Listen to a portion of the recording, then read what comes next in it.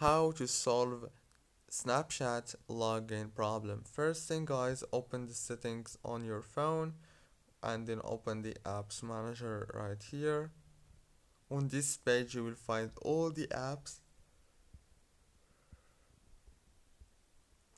Scroll until you find Snapchat.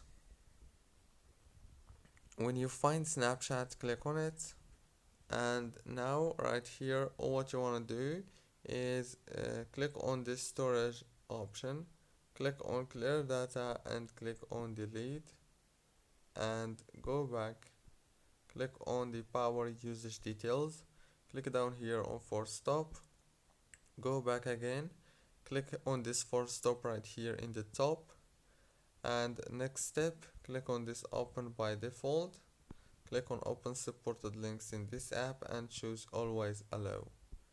Now restart your phone, reopen Snapchat. Don't forget to like, subscribe.